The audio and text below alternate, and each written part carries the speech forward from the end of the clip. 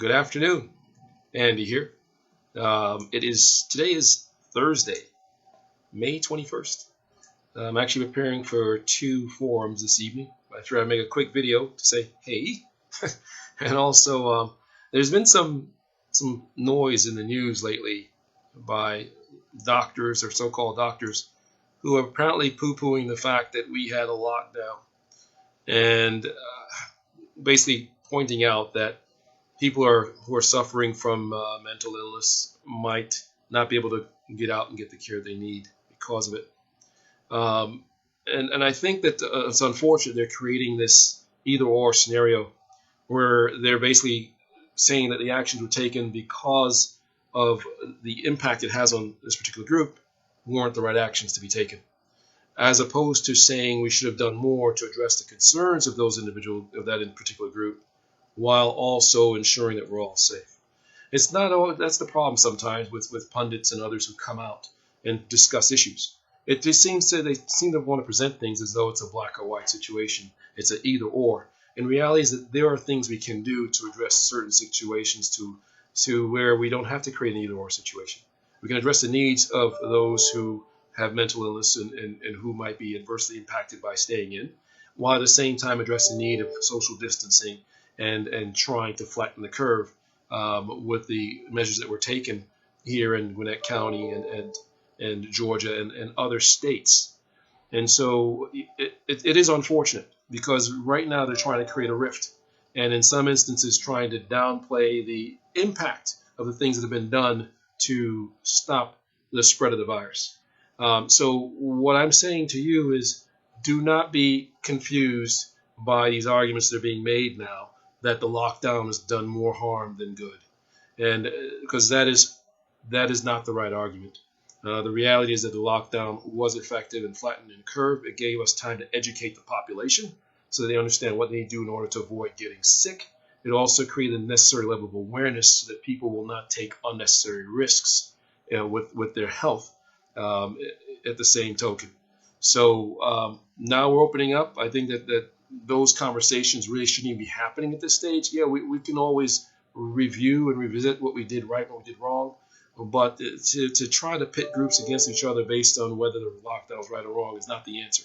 The real answer is what we could have done to enhance the process and procedures that we put in place to make sure that those who were in need did not fall through the cracks. And so that's what I just want to put out to you folks right now is recognizing the actions that were taken by our representatives and by our government. It was in our best interest. Now we have to figure out what we do going forward to make sure we move forward in a safe manner. Now that we're educated and now we understand what we're dealing with to some extent, at least we understand what we need to do in order to try to avoid the spread, which is what we've been told all along. Wear a face mask if we can, social distancing, hand washing, and stay out of crowds until we finally get a vaccine. Hopefully that we'll be able to address this. So, continue to be positive. Don't be scared. Realize that we know what to do in order to avoid catching this disease or catching this virus, and just continue to practice safe practices going forward. The other thing to be careful of, restaurants are opening up, but I sent out a Facebook message probably about 2 weeks ago, and it was a study done by a doctor or a researcher. And what the researcher wanted to make clear is that it's not so much exposure, it is the amount of time you're exposed. And so let's say you decide you're going to go into a room, like a restaurant, and you're sitting down. By being in a room with someone who's infected, your chances of getting infected goes up dramatically based on the amount of time you spend there. So if you want to be cautious, especially at this stage, I would say dining out might not be the best thing to do. I know that our restaurants need our support, but dining inside of a building, enclosed, even though you're spaced 6 feet apart, is not going to do it because the virus does linger in the air for a certain amount of time, and exposure is what really makes the difference.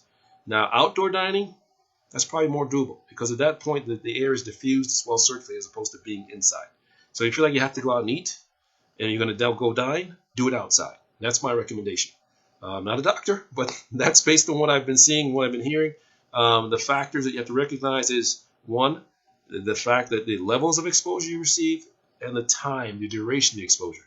Those two things put together is what increases your likelihood of getting sick. And just keep that in mind depending on where you are. Keep in mind your circumstances and your situation, and recognize what you need to do in order to stay safe. So this is Andy. Hopefully you all have had a wonderful day, and hopefully you're going to have an even blessed and more beautiful evening. It is a great day today, May 21st, on Thursday. So enjoy evening. Have a good night.